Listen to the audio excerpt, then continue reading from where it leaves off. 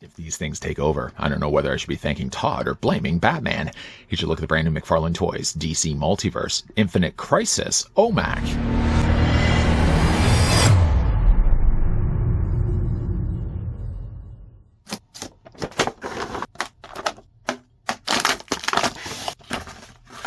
OMAC units become a threat after Batman constructed the artificially intelligent Brother Eye satellite to keep tabs on metahumans' behavior.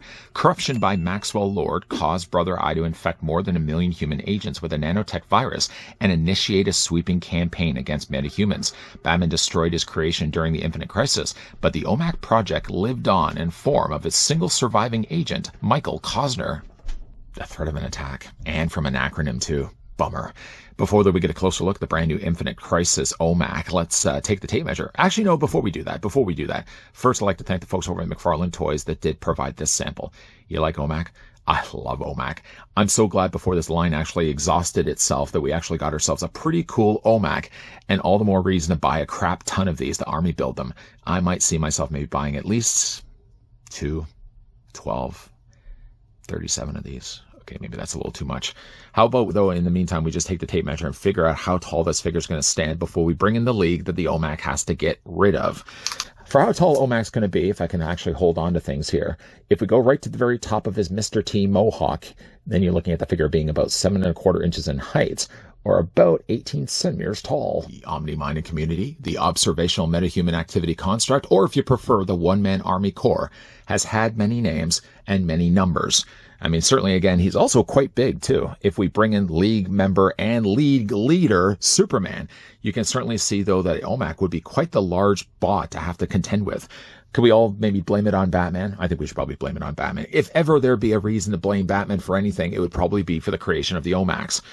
Here's also what the figure looks like with Wonder Woman. Let's bring in a couple of other leagues. Maybe Booster Gold. How about maybe Blue Beetle?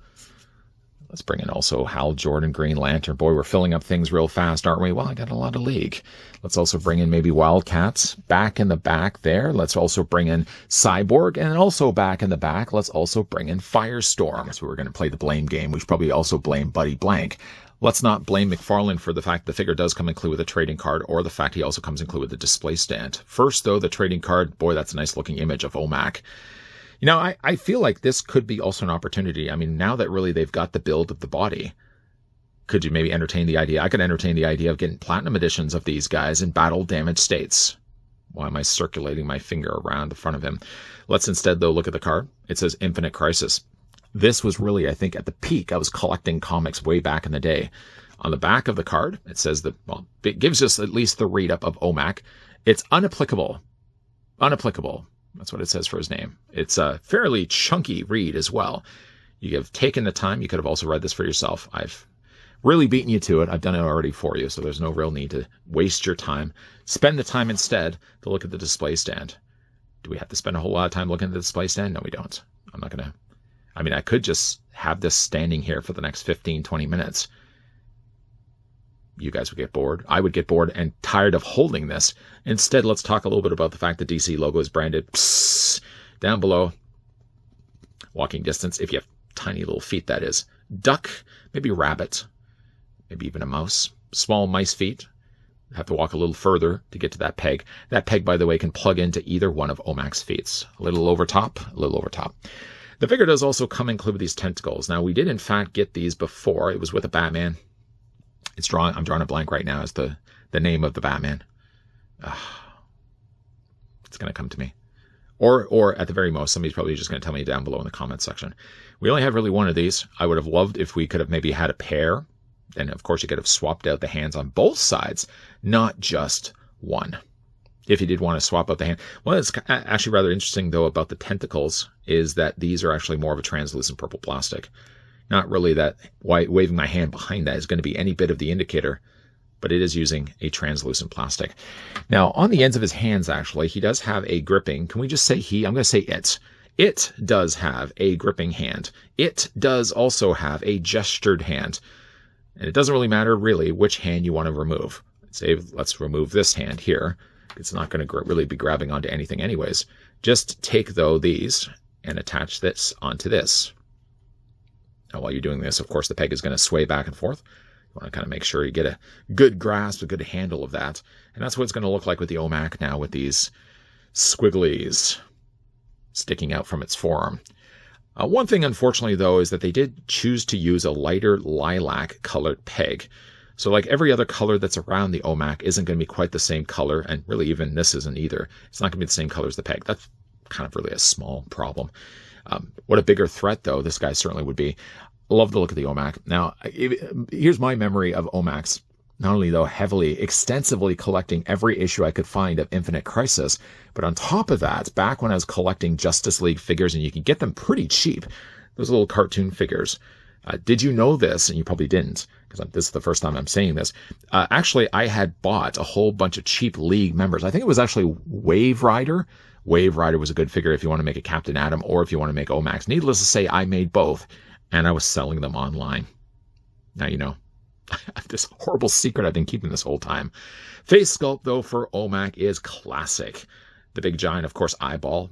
Veins of wires and energy pulsating out from that. And, of course, it does also have the mohawk. The mohawk is not sharp at all. I could do this really all day. I think after a while I'm going to start getting looks. But that's a pretty cool-looking head sculpt. Now, the original design of OMAC, the character of OMAC, was invented way back, but even before Infinite Crisis by Jack Kirby. But I did like, though, that they took the core idea of it, turned into an acronym, and then from that, of course, they made him into this evil robot. The one thing about the robot, though, is that on the front of it, you get a lot more paint than you do on the back. You can kind of really see the part where the paint stops. Stops right around here. And then everything on the back of that, unfortunately, is all purple. Normally, I would say if that was a superhero, you'd look at that and think, boy, you know, it would be nice if they had maybe painted everything. The trade-off, though, in that is when you do see it from the side, it does, in fact, even make the front of it glow more than it did before. Because, again, if they had gone back in there and painted everything, yeah, it would have been nice. But I think I actually kind of like the fact that the front of it is slightly more of a higher shade or brighter shade than the back of the figure's body. With all, again, the sculpt that they took the time to put into this figure, I would say foolish, not for Todd and his team not to maybe go back to this well again and produce several different versions of OMACs. I would love maybe battle damage versions, maybe versions that would have had also different things that they got swapped out for the hands. So it didn't always need to rely on maybe necessarily this piece, but maybe come up with other accessories, other things, other extensions that could maybe go onto the ends of the forearms, just to make all those OMACs a little bit different from one another. Yeah, and one thing I do wish, though, that maybe the OMAC could have come with maybe more than one of these. Obviously, at the very least, two, so they could have been swapped out on both the hands. But I guess maybe is that too excessive? Do we really necessarily need to have more than just one? You guys can let me know down below in the comment section. For the OMAC's articulation, let's get things going now. The head's going to be on a ball joint, so it's doing what it's doing right now.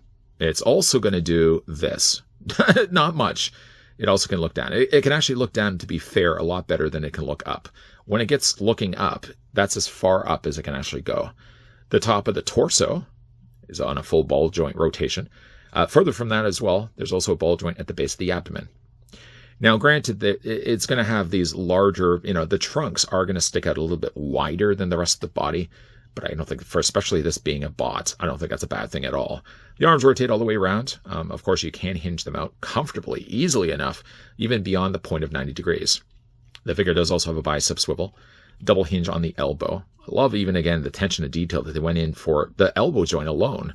Hands do rotate. I would say hands, but it technically really is only one hand. This hand still does do the same thing because it's attached to the peg the exact same way.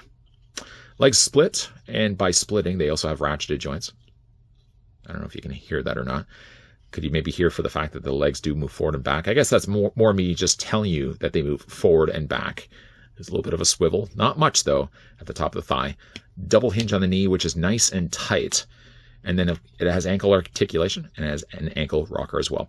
I like also, too, it's like one of those, those cocky, arrogant people that just drive around with like those tinted cars. If you're one of those people, I'm sorry, I'm not necessarily pointing directly at you, but those cool cars, I will admit they're cool cars where the light sort of hits them a certain way and sometimes they change the color. It actually kind of looks a little bit like that with the way that OMAC has been painted. Yes, he doesn't have a whole lot of paint. Yes, it doesn't have a whole lot of paint on the back of the body, but I don't think it necessarily needs it either. I mean, like, for how much paint really went into this figure anyways. I mean, just look at just this alone. The OMAC symbol there on the front, just all the electricity charging out from the center of its chest. I think there's enough paint in it that I don't think it necessarily needed to have more. It would have been nice, maybe, if it had had more, but I don't think it necessarily needs it. Putting the figure right there for a second. Let's bring in also, again, man responsible. One of the men responsible for this, Batman. All, again, just to control the metahumans. Look what you've done, Batman. I like the fact that we finally do have an OMAC. You know, I would have said, if you had asked me, and if anybody really cared to ask me, you know, what other figures would you like to see before the, you know, the DC multiverse line runs out? I didn't think about it right away, but now that I sort of seen OMAC, I really should have said OMAC. OMAC would have been a perfect character to be introduced, not just for the reasons of having a character like this finally on your shelf, but also stupidly army building this guy. If anybody knows a little bit about controlling tech, obviously here's Cyborg also as well to be displayed along with the figure. He's a little on the bigger side. You know, I don't know if I necessarily would have made him as big and broad like this, but it adds to the commanding presence. Just think of how big he is already, and then start to take that core idea of how big of a threat it could be and multiply the numbers. Granted, though, multiplying the numbers would involve a little more of this. But if you can find this guy at a good price, he's definitely worth getting more than just one. There's very few times that you could probably utter the words, hey, this DC multiverse figure would be a perfect army builder. Because most of the time, those characters stand alone. You're not going to be looking necessarily at a Superman unless you want to have one sealed and one loose. That you're probably going to be looking at a character and think, hey, I could buy more than one of this Batman. I would say probably the closest thing to that would be a Green Lantern, because after all, if you happen to have a figure that uses the same ball joint in the neck, then after all, anybody could really be a member of the Green Lantern Corps. So pretty high on that list would be a character that has really no name, no identity. Perfect for the OMAC. This acronym is a suitable contender for an army builder. You could army build the crap out of them, providing, of course, the price is still reasonable enough. OMAC right now seems like he's a little higher. It's a little higher. But I think when the price starts to maybe go down, I would entertain the idea of, I would say, at least getting another 2 of these and having them on the shelf. If you can find these guys at a good price, there I go calling it he again. If you find them, though, at a good price, I would certainly maybe say, like, get a couple of them at the very most and have these things battling the league. Now, again, I threw this out here. I don't know whether McFarlane Toys would be interested to catch this with their net or not, but I would think, like, you already have the mold. I think you still have enough time, and McFarlane loves to make his variants. Why not just make a Platinum Edition version of OMAC, slightly battle damaged, maybe give him slightly different hand attachments, different from the one he already has right now. Big thank you again to the folks over at McFarlane Toys that did make this review possible by providing one of the coolest figures and one of the strongest contenders and argument of where your money can go to army build. The crap load of these. Today we were having a look at acronym-based OMAC. What do you guys think of this figure? Let me know down below in the comment section. Could you see yourselves stupidly buying a lot of these? Or are you happy maybe just to get one? If you guys in the meantime did enjoy this video, do it a solid and throw it a like. You guys want to stick around for more so? Yeah, I do certainly hope so. We're going to be having a look at some more DC multiverse figures. We are, I promise. That's going to be coming your way for the rest of this week. As always, in the meantime, thanks for watching. See you guys next time.